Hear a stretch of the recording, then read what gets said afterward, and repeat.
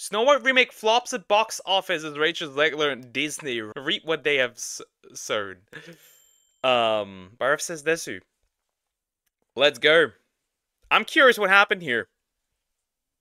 Hey, what's up guys, Riff here. So yesterday we saw the global release for Assassin's Creed Shadows, and the numbers... Yeah, that was also not good. Apparently the numbers are not that good.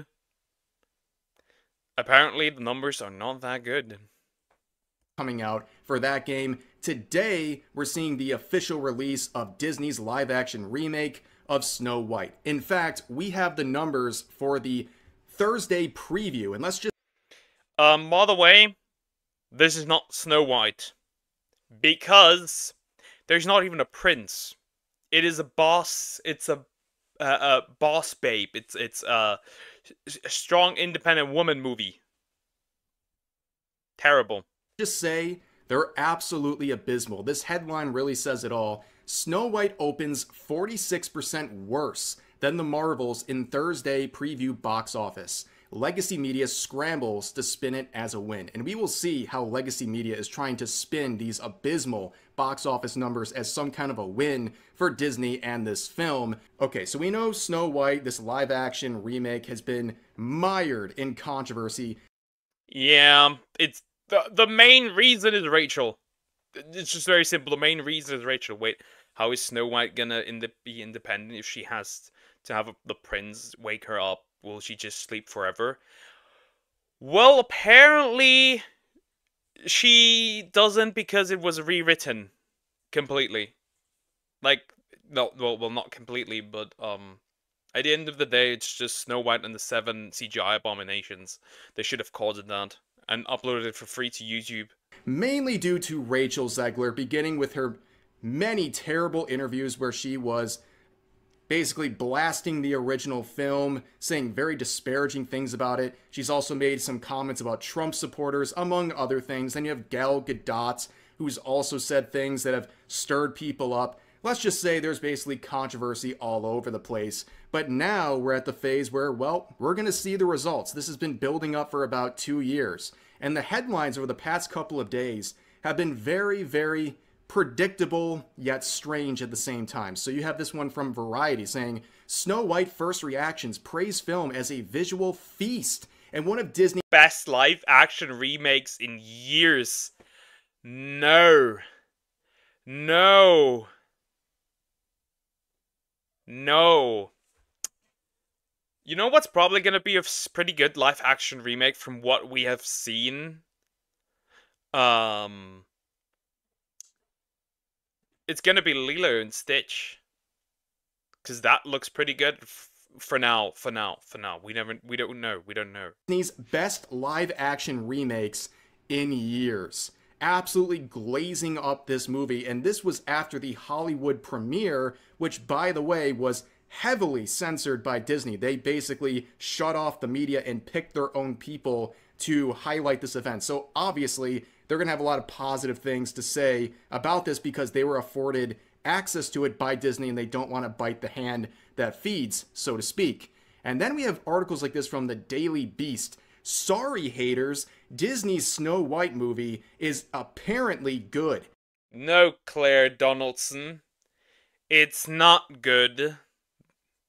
The movie bombed, apparently. It is not good. Haters gonna hate. It's a shock to everyone. Yeah, this will not age well whatsoever. But we also saw some articles from only 3 days ago saying Rachel Zegler talks diversity. Snow White lessons for future generations. I hope we'll see a new dawn of kindness and acceptance. Isn't that rich? The funny part is that the people that preach kindness and acceptance aren't particularly kind or accepting. Have you just realized that? Coming from the woman who told more than half of the country that they should never know another moment of peace based on who they voted for. She's definitely one who should be speaking about love and intolerance and all those things. I also noticed that there is a very strange uptick of people saying unhinged stuff in the name of Rachel Zegler. What the fuck? Rachel Zegler should be allowed to delete some of you. Personally, I believe that Rachel Zegler should have the right to delete one person a day. I should legally be allowed to tell Rachel Zegler haters to delete themselves.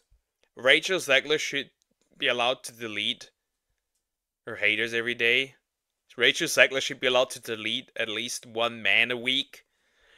I think Rachel Zegler should be allowed great spelling, Yari, Robert Pattinson's awareness, whatever, alt-right maggots in her Hunger Games IRL and watch them delete themselves, sponsored by Zeglians. What are you, like a fucking new species? Should I send you to a different planet? To be fair, that looks like average VTuber Twitter, to be fair. Not gonna lie. Lilo and Stitch, that looks solid for now. That looks solid. That looks good. I'm scared though. By the way, this was pointed out by Master of the DDS. Found just a never-ending list, repeating over. There's more. Rachel Zegler should legally be allowed to delete people. Rachel Zegler, you could delete a man and I'd still love you. Do not let your publicist silence you. Alright, Juniper. Over and over again for months and months, where people are saying Rachel Zegler should be allowed to game end some of you, basically just copying and pasting it. And, you know, some people are trying to say, is this just a trend or a joke? I don't think so. Believe it or not, Rachel Zegler has a very fierce fan base. Like, they are Rachel Zegler stans, and they have been having a very rough, really couple of years as they've seen their queen get shit on by everyone because of her unhinged behavior connected to Disney's live-action remake of Snow White. On top of that, people are making excuses over the past couple of days, basically saying people don't like this film and are not giving it a chance because they don't like remakes. They don't like having a new creative story. I mean, I do not like remakes. I want the new story. I do not like remakes. I'm not, for example, I'm not just interested in How to Train Your Dragon, the live action one, not because of the, you know, race swapping. At this point, it's so common I don't give a rat's ass anymore. But also because it's live action remake and I don't care. Like, I'm gonna watch that on some website eventually. That's it. Because I don't care.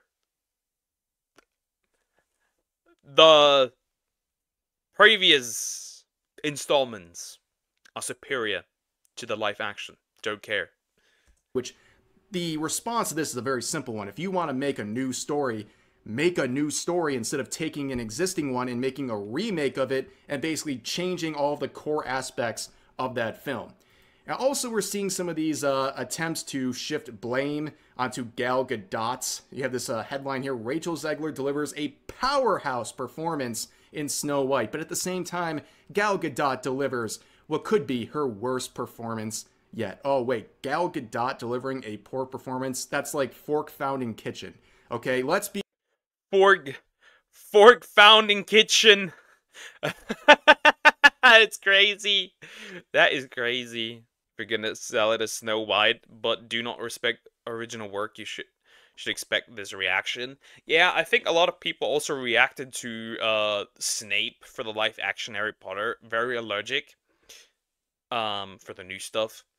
Because he's not Snape. He just, by the book standards, isn't Snape. Snape is not attractive. Snape is pale. Snape has a like huge nose apparently. He's a smelly guy. And the new actor just isn't that. He's conventionally attractive. He does not look smelly. I mean, they can probably do a lot with like makeup and shit, but he is probably like, Snape is described as somebody you don't want to be around. And the new actor doesn't give that vibe yet. Be real.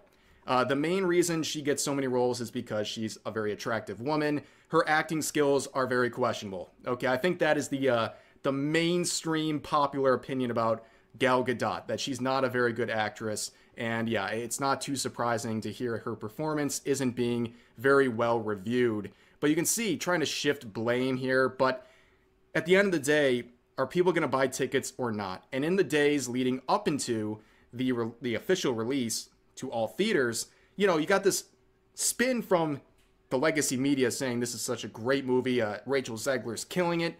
But then you look at some evidence that shows nobody cares. So there's a lot of tweets like this. People sharing screenshots of showtimes and the theaters. As you can see, this was posted on Saturday night. Completely empty. Completely empty. This bitch empty! Cooked! Finished! Dead! Help! Empty, empty, empty, empty, empty, empty, empty. Nothing. Nothing.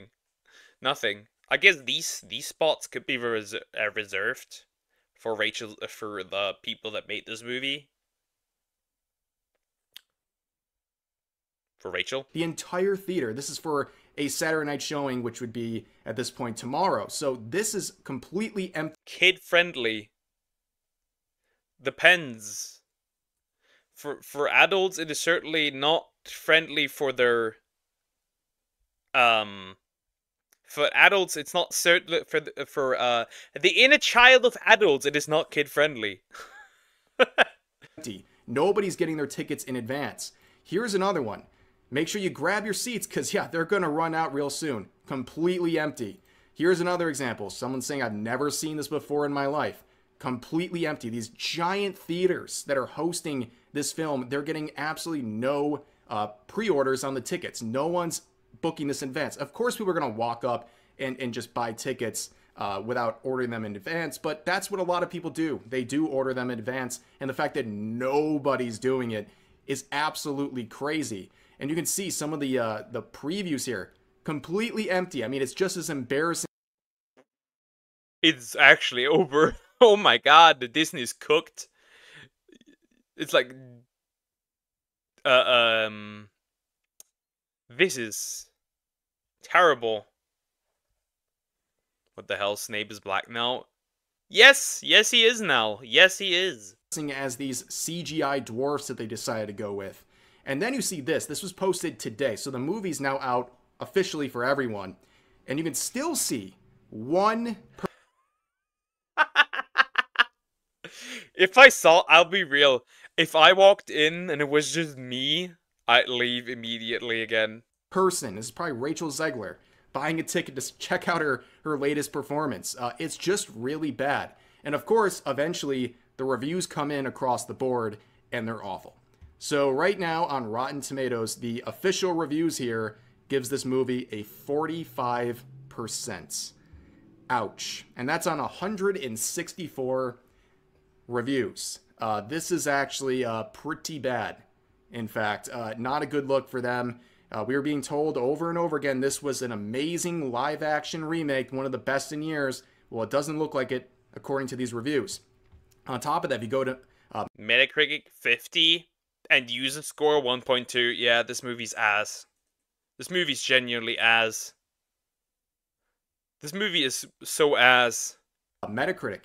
The Metascore is 50. And then, of course, now that the film's officially out, you can see the user score, a 1.2, with overwhelmingly negative reviews. And that is not surprising, okay? Now that the film is out, it is absolutely being crapped on left and right. And the numbers don't lie. So from Variety, who just gassed up this movie over the past couple of days, by the way, box office, Snow White makes $3.5 million in previews. The Thursday preview made $3.5 million. That is a very bad look for this film. But see the way they try to spin this in a positive way. So it says, Snow White has made $3.5 million in Thursday previews so far at the box office. It's projected to make $45 million to $55 million. Okay, interesting. I wonder how much the movie costed. I watched the new Snow White. It was great, you know, immediately fell asleep. I absolutely recommend this for people who can't sleep normally. Is it 400 million the whole? I have no idea. We'll see. In its opening weekend, plus another $50 million internationally for a worldwide launch of around $100 million, which would be a disaster, by the way. They're saying it like it's a really good thing. This is a disastrous opening for a film like this that has a budget in the hundreds of millions. But they say this down here. Based on those projections, Snow White will end up below the 2023 Little Mermaid remake, which opened with 95 million, and more in line with 2019's Dumbo, which launched with 45 million. Yeah, see, this is a bit of a problem here because those movies were failures financially, and I don't think. Yep. Yep. That Dumbo remake is also really atrocious. That Dumbo movie is bad. I think the movie with the two dogs, you know, one is like a stray dog and the other one lives in a house. I don't know what it's called in English, but that one was also terrible. Just horrible live action movies. I think that's really up for debate. I mean, number one, looking at Little Mermaid, the more successful out of the two mentioned, they made short of 600 million box office. This was considered a financial failure. But then we're talking about Dumbo. We're comparing this to the Dumbo movie from 2019. Are you kidding me? This made 350 million worldwide. This was a colossal failure. So they're basically trying to. I have to say though, regardless if it was like a live action or not, this would have been a failure no matter what, because Dumbo is one of the less popular Disney movies. Like, I like the original. I think it's great, right? But it is not like a particular like, oh shit, I'm gonna go see Dumbo. Like, nobody would say that. Nobody. Say the fact that it's on pace with Dumbo is something good for this film. I mean, that's absolutely crazy.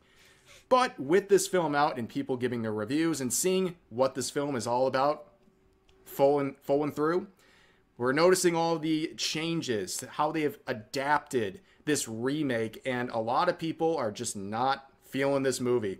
The number one thing I have seen about this movie in reviews, the number one thing is that it's boring.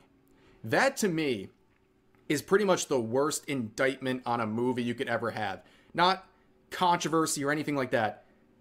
Boring. That's the worst thing. People will overlook a lot, especially when it comes to actors or people in the entertainment industry. Yeah, people overlook a lot. Like, there's certainly controversial actors who do controversial shit.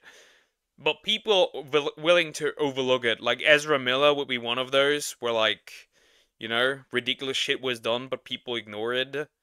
Same goes for voice actors. As long as the work is good, people can overlook it. It's just that this movie's probably not good. Also,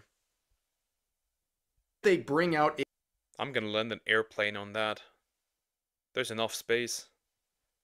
Also, those big eyebrows. What are you? Related to Rock Lee? Also, those like generally the face reminds me of E.T. I don't know.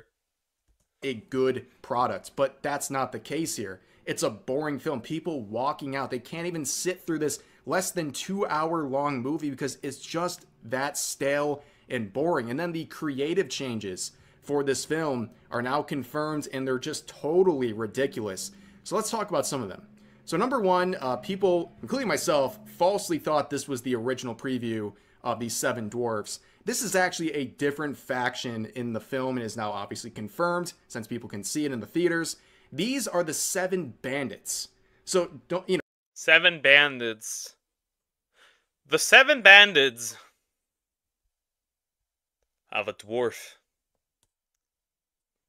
In the most literal sense possible. Like, you have to consider this. They rather opted for CGI dudes than take actual people with dwarvism, which they would have certainly found. They would have certainly found. They did not. Talking about inclusion here, right? Isn't that ironic? You know, it's a little confusing. We have Snow White and the Seven Dwarfs. They still exist, the CGI ones that are an abomination. But then there's also another troop, which is the Seven Bandits.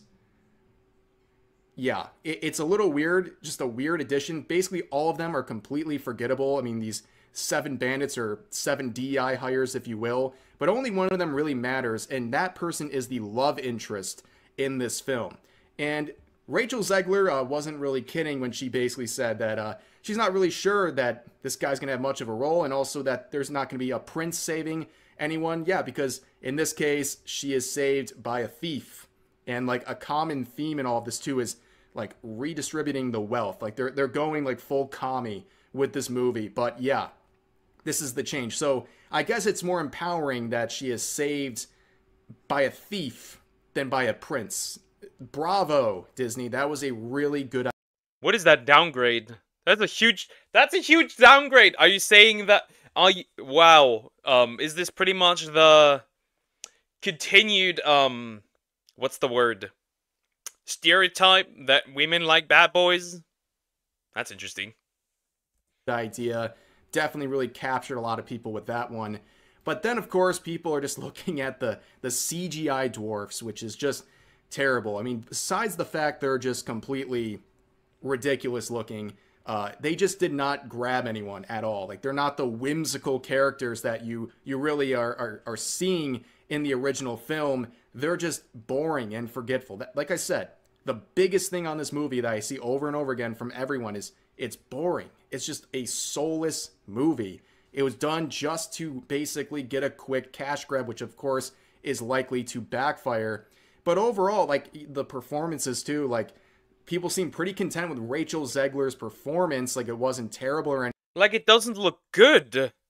I do question where the money went. Like for real, where did the money go? At this point, it's like, does all the money go into the actors and none of it goes into the movie? Like, what is this? Look, you can't always have like constantly have good CGI, right? You have a budget. Man, when I look at movies from 10 years and I look at movies now and I feel like the CGI got worse for some reason. People like the shit at the Bayver's Transformers, but that CGI is crazy. That is good CGI.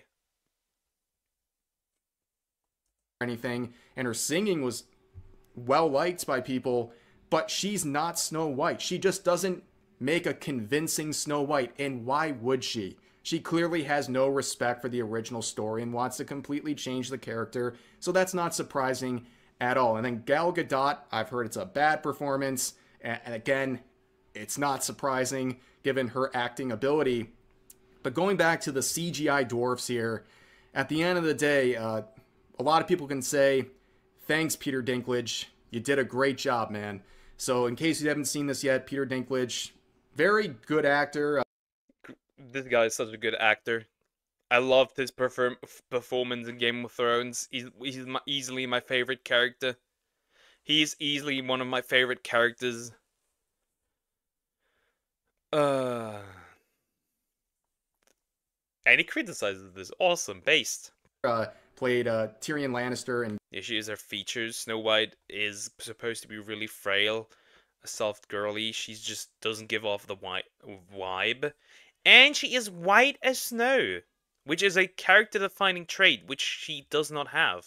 For at least what it appears like. He made a big stink about this movie when it was originally announced, saying it would be very backwards for Disney to hire actors with dwarfism. And they listened, and they specifically mentioned his words, so then they went with the CGI dwarfs, and basically cost actors with dwarfism potential roles. And in the film, ironically enough, there's multiple actors with dwarfism, but obviously none of them played the dwarfs. It's so ridiculous. Like, again, so progressive. These people are actually regressive, taking away roles from people like that. Absolutely insane. Another thing about this film is that apparently there are trigger warnings. Yes, there's trigger warnings. What? Okay. I don't throw the term woke around a lot. But I think for this movie, it is 100% accurate.